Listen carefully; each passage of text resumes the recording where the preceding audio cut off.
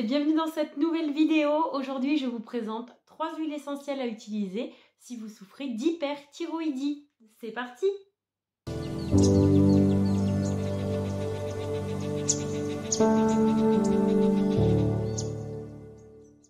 Je suis très contente de vous retrouver aujourd'hui pour parler de l'hyperthyroïdie. Donc, je suis Estelle, naturopathe et conseillère en aromathérapie. Donc, l'hyperthyroïdie, qu'est-ce que c'est? C'est une hyperactivation de la glande thyroïde qui va sécréter beaucoup d'hormones thyroïdiennes.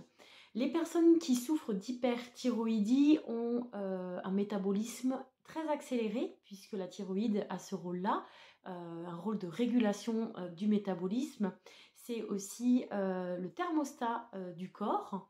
Et donc, lorsque l'on a une thyroïde qui est plutôt très active, on a tout le métabolisme qui est accéléré. Donc, on va avoir le transit accéléré, on va avoir une augmentation du rythme cardiaque, on va dépenser beaucoup plus d'énergie, beaucoup plus rapidement.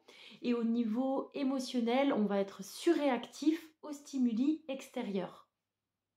Les symptômes de l'hyperthyroïdie, le goitre, donc le gonflement au niveau de la glande thyroïde, des problèmes oculaires, des troubles cardiovasculaires et nerveux et un indice très important, un amaigrissement très rapide, enfin qui arrive soudainement et il n'y a pas d'explication particulière, on ne modifie pas son alimentation, mais on perd du poids très rapidement. Donc là, si vous souffrez de ces symptômes et que vous n'avez pas été diagnostiqué, n'hésitez pas à faire une prise de sang, à demander à votre médecin pour faire le point sur votre glande thyroïde. Donc moi aujourd'hui je vais vous présenter 3 huiles essentielles anti-hyperthyroïdiennes. Mes conseils ne se substituent pas aux conseils de votre médecin et à vos traitements médicamenteux. Donc les huiles essentielles peuvent s'utiliser pendant un traitement. Vous pouvez aussi demander l'avis à votre médecin pour avoir confirmation. Mais en tout cas, ne remplacez pas votre traitement sans avis médical. L'huile essentielle de référence si vous souffrez d'hyperthyroïdie, c'est l'huile essentielle de myrrhe amère. Alors attention à ne pas confondre avec l'huile essentielle de myrte qui a l'effet inverse justement. Donc là c'est vraiment la myrrhe, hein. Très important. Donc c'est une huile essentielle qui s'utilise chez les adultes et les adolescents en dilution à 20%, c'est-à-dire 20 gouttes dans un flacon de 10 ml et on rajoute de l'huile végétale et on masse directement au niveau de la glande thyroïde. Cette huile essentielle est déconseillée chez les femmes enceintes, les femmes allaitantes, chez les enfants et chez les personnes qui souffrent d'hypothyroïdie. La deuxième huile essentielle efficace, c'est l'huile essentielle de cumin. Donc c'est une huile essentielle qui s'utilise chez les adultes et les adolescents en dilution à 30%. Donc 60 gouttes dans un flacon de 10 ml. Même utilisation, on masse directement la glande thyroïde. Contre-indiquée chez les femmes enceintes, les femmes allaitantes, chez les personnes aussi qui sont neurologiquement atteintes. Donc on peut l'utiliser mais en dilution à 10%. Donc 20 gouttes, qu'est-ce que ça veut dire neurologiquement atteint? Ce sont toutes les personnes qui souffrent de Parkinson, Alzheimer, des migraines, de l'épilepsie et qui sont sous traitement neurologique.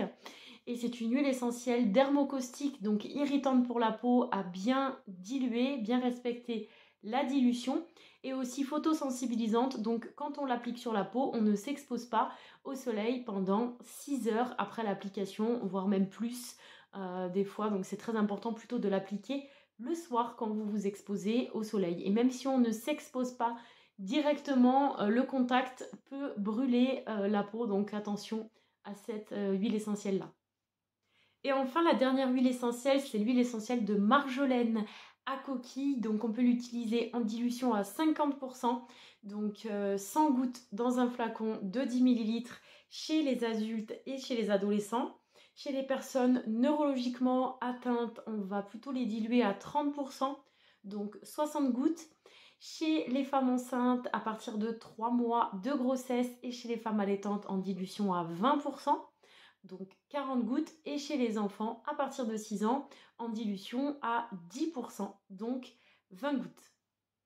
Cette huile essentielle est déconseillée chez les femmes enceintes de moins de 3 mois, chez les nourrissons et les enfants de moins de 6 ans. Et enfin, c'est une huile essentielle cortisone-like, donc contre-indiquée chez les personnes qui ont des traitements à base de cortisone.